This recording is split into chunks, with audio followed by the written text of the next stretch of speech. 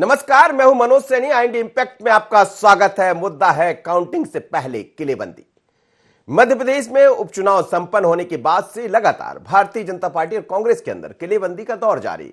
हर नेता अपने अपने विधायकों को संभालने में लगा है, लेकिन सबसे बड़ी चिंता कांग्रेस के सामने है, क्योंकि कांग्रेस को चाहिए 28 के लगभग विधायक जब वो सरकार में पहुंचेगी। लेकिन इस बीच कांग्रेस की अपनी तैयारियां हैं और कमलनाथ खुद एक एक बात पर, एक एक विधायक पर सीधे संपर्क में है। यानी यह माना जाए कि इस बार के उपचुनाव के बाद जो नतीजे आने वाले हैं उस पर दोनों ही पार्टी बहुत ही संगीनता से काम ले रही है और समझ भी रही है कि जरा सी चूक कहीं भारी ना पड़ जाए, क्योंकि वोट ऑफ परसेंटेज काफी बड़ा है।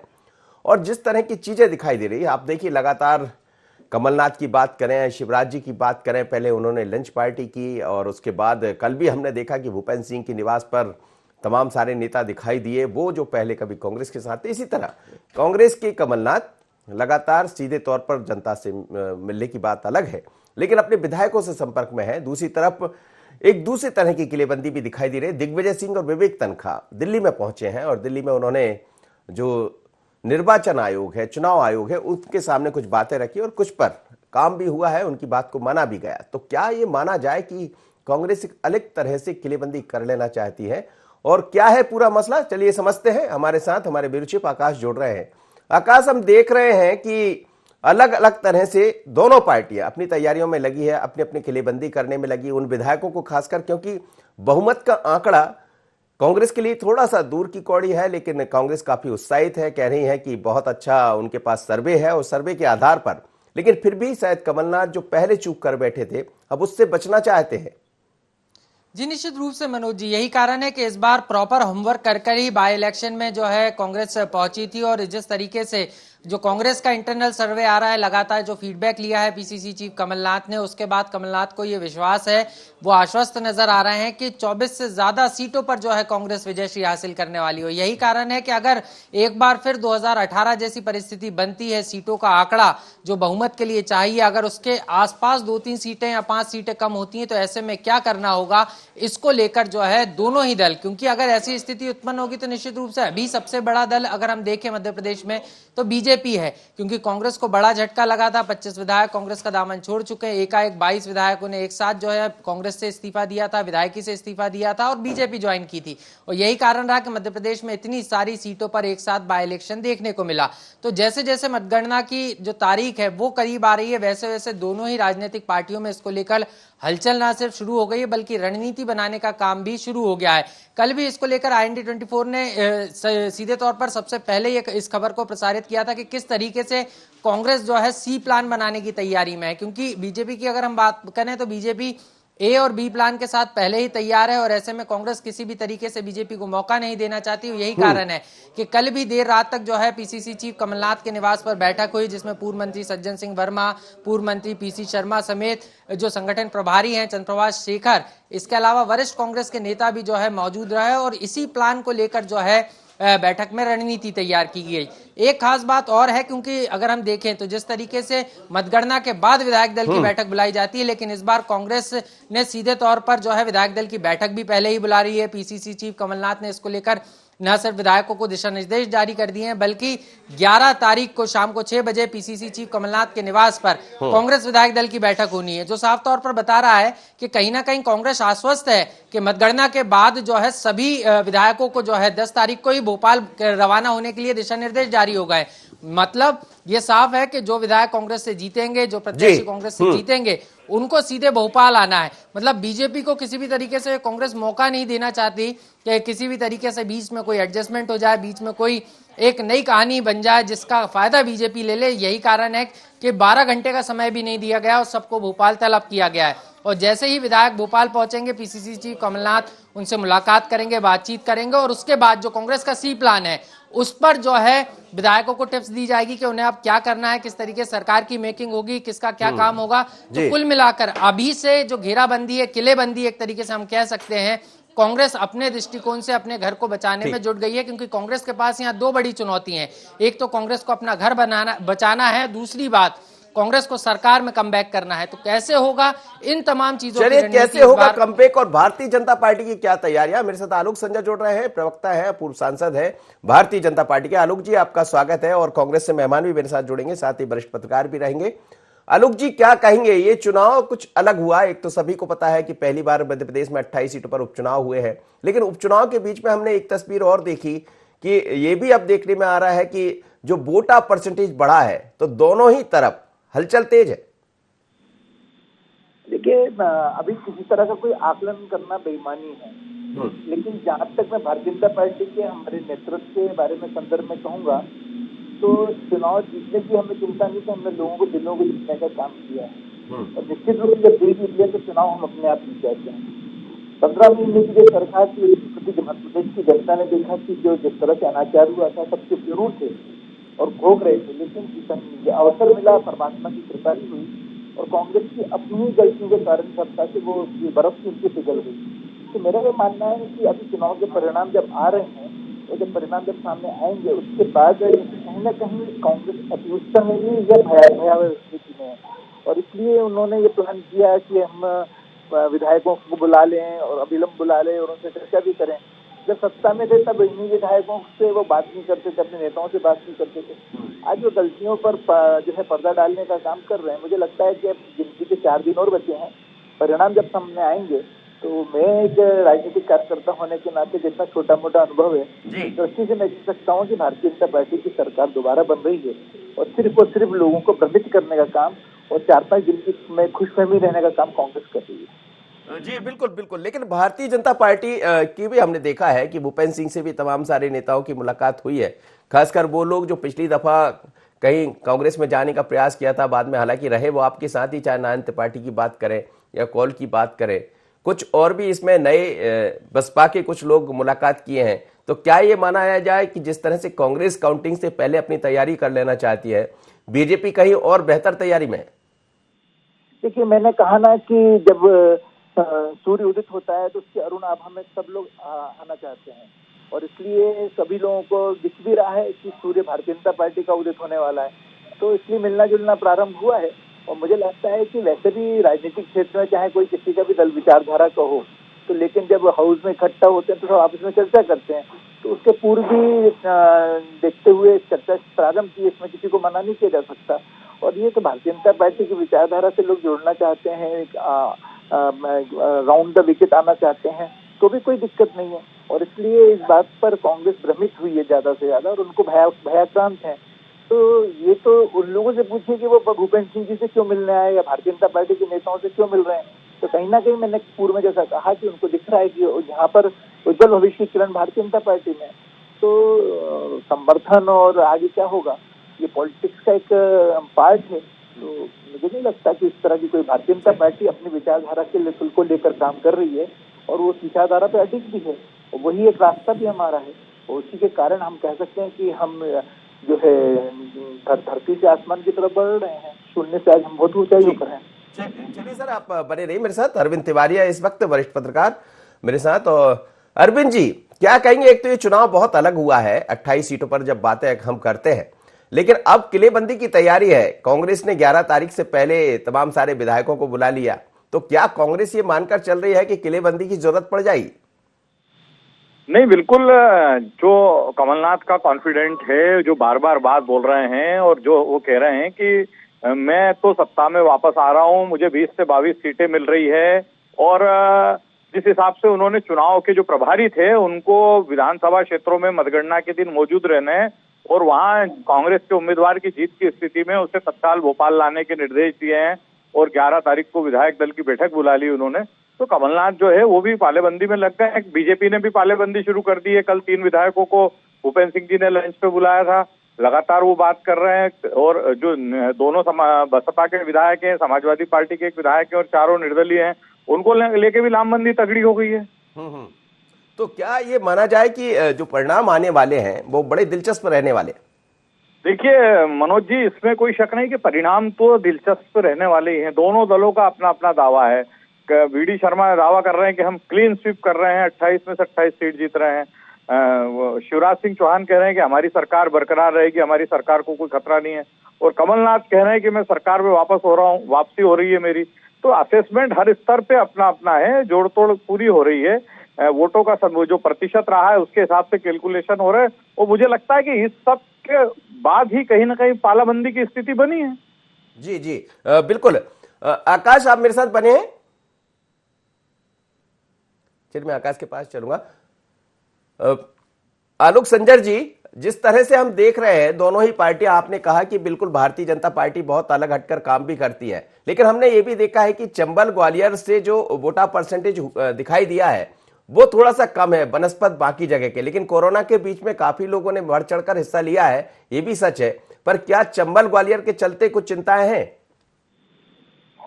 मैंने कहा ना कि भारतीय जनता पार्टी का जो कार्यकर्ता था उसने पूर्व का मनोबल गिरा नहीं, और जो अवस्था 15 महीने की जो कांग्रेस की सरकार रही उसको सरकार को भी कार्यकर्ता ने नजदीक से देखा है।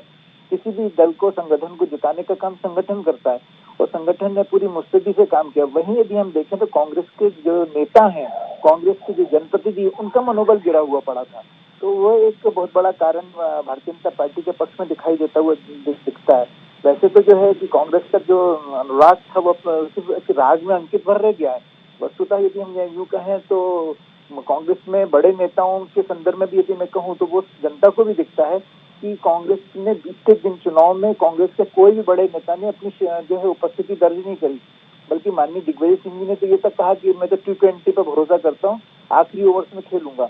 ये राजनीति आखिरी ओवर्स की नहीं होती, ये तो हमेशा हमेशा के लिए रहती है। हर पल हर क्षण जो है लोग आपकी कदमों को देखते हैं, आपकी वे ऑफ जो चलने का तरीका होता है उसको देखते हैं। तो लेकिन कांग्रेस में कहीं ना कहीं मनोबल बिल्कुल गिरा हुआ था नेताओं का भी और कार्यकर्ताओं का। उसके विपरीत शिवराज जी और भारतीय जनता पार्टी के सारे नेता पूरी जो है ताकत के साथ, पूरे मनोबल के साथ जनता के बीच में थे। जनता के बीच में उन्होंने अपने 15 साल की जो सरकार थी उसका विषय भी रखा और 15 महीने की उनकी सरकार की जो अनुपलब्धियां थी उसको भी रखा और उसमें हम सफल हुए हैं। तो मुझे लगता है कि परिणाम पूरी तरह से भारतीय जनता पार्टी के पक्ष में आए। आप बने रहिए सर। मेरे साथ योगेश यादव जुड़ रहे हैं, कांग्रेस के प्रवक्ता। योगेश जी, बहुत बहुत स्वागत है आपका। लेकिन हम देख रहे हैं कि किलेबंदी की तरफ कमलनाथ बढ़ रहे हैं। अब ये किलेबंदी कमल की भी है और साथ ही उन विधायकों की है जिनसे कहीं चिंता बढ़ सकती है। 11 तारीख को आप लोग ने बैठक भी बुला ली, तो क्या ये माना जाए कि इस बार कोई गलती नहीं होगी? देखिए, गलती का प्रश्न नहीं उठता।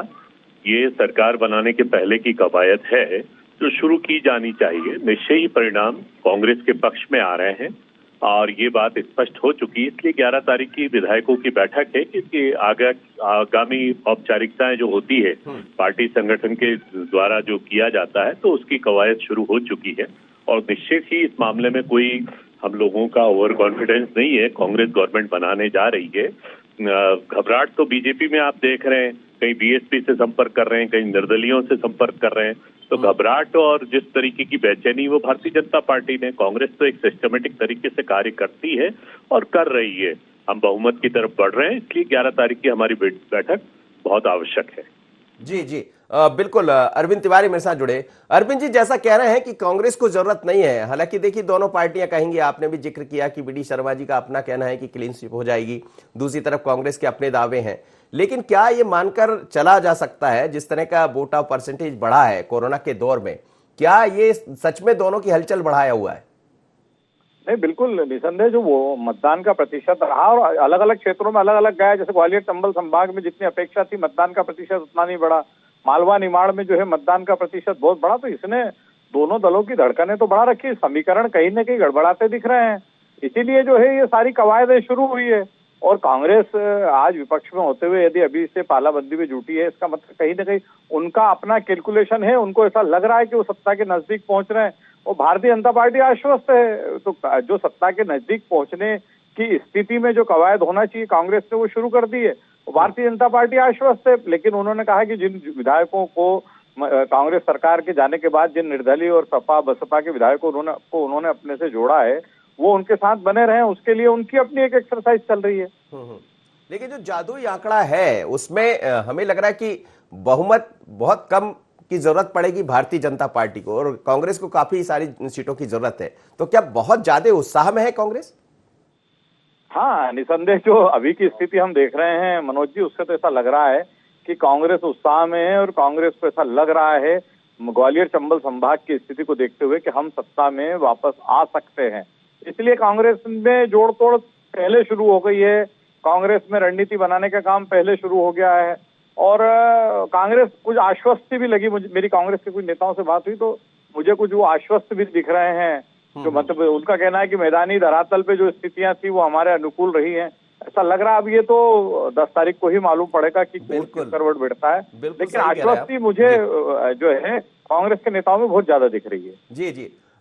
आलोक संजर जी, आप सुन रहे थे अभी योगेश यादव मेरे साथ जुड़े हैं, प्रवक्ता कांग्रेस के, आपने सुना होगा, वो कह रहे हैं कि हमें तो अपनी किलेबंदी की तैयारी करना ही पड़ेगा, लेकिन ये कोई उसमें शक नहीं है कि हम लोग बहुमत को लेकर नहीं आ रहे। नहीं, ये देखिए, मैंने कहा ना कि एक दो तरह का आनंद होता है, एक बाह्य आनंद होता है, एक आंतरिक आनंद होता है। अभी मैं जो देख रहा हूँ, जो जितना मैं समझ सकता हूँ, कांग्रेस बाह्य आनंद से आनंदित है, लेकिन आंतरिक आनंद से बहुत दूर है। भारतीय जनता पार्टी आंतरिक आनंद के साथ है, क्योंकि मैंने कहा ना कि अभी जैसे अभी संख्या का गणित भी लें अपन, यदि विचार करें तो भारतीय जनता पार्टी को तो 8 विधायक ही चाहिए।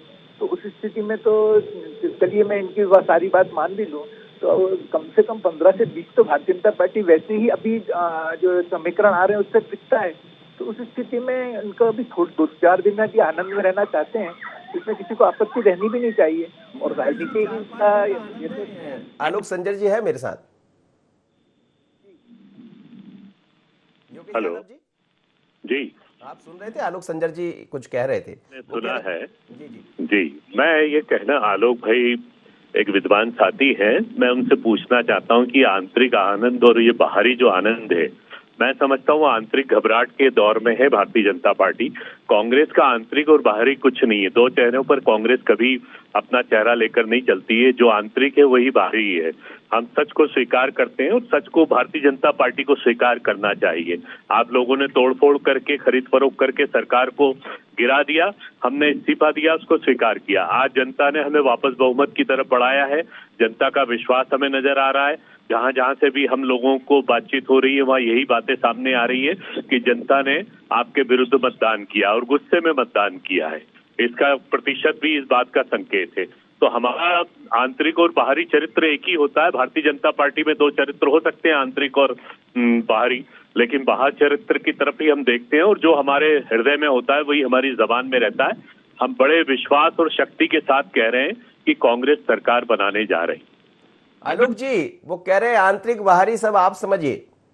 जी आलोक संजर जी, की बात का जवाब दे रहा हूँ। जी जी। योगेश भाई ने जो बोला, लेकिन इसमें यदि वो आरोप जो लगाते, एक ही आरोप आज तक सिद्ध नहीं कर पाए, बल्कि मैं ये कहूंगा कि कांग्रेस के वरिष्ठ नेताओं ने और कांग्रेस के नेताओं ने जो भरा पूरा फल फूलों से लदा हुआ पेड़ था, उन्होंने स्वयं ने काट के गिराया और आज तेज धूप में उनके सबके चेहरे मुरझाए हुए हैं। लेकिन मैं चुनाव 3 लड़ चुका हूँ और मेरा अपना अनुभव ये कहता है कि मैं किसी से भी जब बात करता था, निर्दलीय भी ये कहता है कि चुनाव से मैं ही जीतूंगा, बहुत सारे वो समीकरण बता देते थे, लेकिन परिणाम कुछ और आते थे। तो वही स्थिति कांग्रेस की बनने वाली है। 10 तारीख को बहुत कम समय बचा है। 10 तारीख को हम देखेंगे, सब देखेंगे कि किसके नंबर ज्यादा हैं और जिसके नंबर जनता ने जो आशीर्वाद दिया है वो सरकार बनेगी। इसमें अभी से चिंतित होने की आवश्यकता भी नहीं है और इसलिए हम लोग ये भी आश्वस्त हैं और हम भी आश्वस्त हैं। अब लेकिन जनता ने क्या किया है वो सब ईवीएम में बंद है। लेकिन कांग्रेस के नेता जो ईवीएम पर भी आरोप लगाने लगे और भी कई बहुत सारी बातें उन्होंने करी, ये हताशा का प्रतीक है, क्योंकि उनके भी अपने अपना अनुभव है। उनको समझ में आ रहा है, दिग्विजय सिंह जी ने जो बात बोली उससे उनको समझ में आ रहा है कि कहीं ना कहीं परिणाम उनके पक्ष में नहीं आ रहे हैं। तो पहले से ऐसे मूवमेंट्स करना, ऐसा माहौल बनाना कि बाद में जनता के बीच में बता सकें कि ऐसी स्थिति बनी है, हमने तो पहले ही कहा था। तो ये सब ये पॉलिटिक्स का एक अंग है, इसको किसी को बुरा नहीं मानना चाहिए। वो अपनी अपनी स्ट्रेटजी से काम कर रहे हैं, भारतीय जनता पार्टी अपनी स्ट्रेटजी से काम कर रही है। तो मुझे लगता है कि बस परिणाम का इंतजार करना चाहिए और मुझे लगता है कि 10 तारीख को इस समय तक तो हम दूसरी बात कर रहे होंगे, आप भी बता रहे होंगे कि हमने क्या बोला था और योगेश भाई ने क्या बोला था, तो सब सामने आ जाना वाला है। अरविंद जी के पास मैं चलूंगा, लेकिन पहले योगेश जी, आप सुन रहे हैं आलोक संजर जी को, वो कह रहे हैं कि ये आपने सारी चीजें सुन ली है, जवाब दे दीजिएगा। देखिए, मैं पूछना चाहता हूँ, प्रश्न सामने यहाँ आ रहा है, फिर बीएसपी से संपर्क क्यों, फिर निर्दलीय से संपर्क क्यों? घबराहट किसके पास है? अल्पमत में कौन जा रहा है? कौन लंच डिप्लोमेसी शुरू कर दी है? तो ये तो संकेत सामने आ गए हैं कि भारतीय जनता पार्टी 2-4 सीटों पर निपट रही है और इसलिए वही तोड़फोड़ की राजनीति, वही खरीद फरोख्त की राजनीति, वही बाहरी चरित्र और कुछ दिखाना, सुचिता की राजनीति का प्रदर्शन करना और चाल चरित्र चेहरे की बात करना, लेकिन आंतरिक तौर पर वही कूटनीति का प्रयोग करना, वही संदिग्ध नीतियों का प्रयोग करना, ये भारतीय जनता पार्टी का चरित्र स्थापित हो रहा है। आप जान रहे कि कौन कर रहा है, बीएसपी से संपर्क कौन कर रहा है, निर्दलीयों से जाकर किस तरीके से बातचीत की जा रही है। तो ये सब स्पष्ट हो गया है और इसमें कोई दो मत नहीं, कोई संशय नहीं। जनता का प्रजातंत्र बहुत महत्वपूर्ण होता है और प्रजा का तंत्र जिसको कहते हैं वो वास्तव में देखने को मिल रहा है। और प्रजातंत्र के लिए शुभ संकेत है कि आप कितनी भी चालें चल लें, लेकिन जनता आपको एक दिन चेहरा जरूर दिखा देगी और भारतीय जनता पार्टी को अब चेहरा दिखाने का समय आ गया है। नंबर ऑफ गेम भी देख लीजिए थोड़ा सा। देखिए, नंबर ऑफ गेम की बातचीत तो मैं बोलता हूँ ये शब्द ये भारतीय जनता पार्टी के पास है, चाहे गुजरात में हो, चाहे कर्नाटका में हो, चाहे गोवा में हो, नंबर ऑफ गेम का खेल तो अमित शाह जी ने खेला है। तो ये अब ये भारतीय जनता पार्टी के एजेंडे में शामिल हो गया है।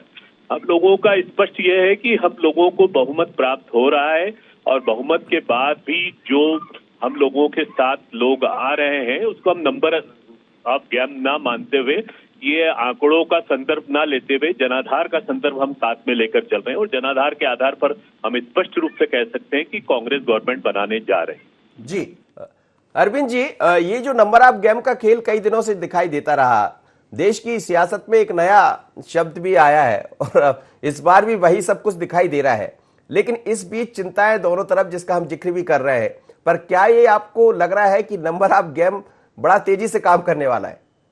नहीं, बिल्कुल। जो स्थितियां हम देख रहे हैं, मैदानी स्थितियां हमने देखी है पिछले एक महीने में, उससे ऐसा लग रहा है कि नंबर ऑफ गेम जो है वो कहीं ना कहीं बहुत इंपॉर्टेंट रोल प्ले करने वाला है। अब योगेश जी कह रहे थे कि वो बसपा को जोड़ रहे हैं, सपा को जोड़ रहे थे, ये तो सब योगेश जी उनके साथ है, आपका साथ छोड़ के जा चुके हैं, सार्वजनिक घोषणा कर चुके हैं इसकी, मतलब इसमें कोई संशय की स्थिति नहीं है। अब वो किस आधार पे आप इन्हें अपना मान रहे हैं, आपको ऐसा लग रहा है कि नंबर ऑफ गेम हमारे अनुकूल रहा तो ये सब हमारे साथ आ जाएंगे, इसके बारे में मैं नहीं कह सकता। लेकिन हाल फिलहाल की स्थिति में तो जो है बसपा के दोनों विधायक, सपा का एक विधायक और 3 निर्दलीय विधायक, ये तो खुले तौर पे भारतीय जनता पार्टी का साथ दे रहे हैं। तो मनोज जी, कहीं ना कहीं नंबर ऑफ गेम बहुत इंपॉर्टेंट रोल प्ले करने वाला है इस बार, और इसीलिए नंबर ऑफ गेम को अपने फेवर में करने के लिए, अपने पक्ष में करने के लिए दोनों राजनीतिक दलों ने कवायद शुरू कर दी है। जी। भारतीय जनता पार्टी के पास बहुमत है और भारतीय जनता पार्टी के प्रदेशाध्यक्ष दावा कर रहे हैं कि हम क्लीन स्वीप कर रहे हैं, लेकिन उसके बाद भी यदि वो नंबर ऑफ गेम को अपने पक्ष में करने की कवायद में लगे हैं, इसका मतलब चिंता की लकीरें तो कहीं ना कहीं वहां भी है। कांग्रेस में यदि कमलनाथ ने जो है मिलना शुरू कर दिया, कहा जा रहा है कि कुछ भाजपा के विधायक भी उनसे संपर्क में है, तो ये भी सब नंबर ऑफ गेम का ही एक पार्ट है। योगेश जी कुछ कहना चाहेंगे? मैं अरविंद जी के उस पर यही टिप्पणी कर सकता हूं कि बीएसपी, निर्दलीय या अन्य विधायकों की क्या भूमिका होगी, ये आप 10 तारीख को 2 बजे के बाद आपको स्पष्ट होगा। अभी क्या संपर्क कर रही है भारतीय जनता पार्टी, क्या कर रही है, इससे हमें कोई लेना देना नहीं, लेकिन 10 तारीख को 2 बजने दीजिए, उसके बाद को कांग्रेस की भूमिका और कांग्रेस की रणनीति का आप इंतजार कीजिए। मतलब इस तरह रणनीति बन गई कांग्रेस की?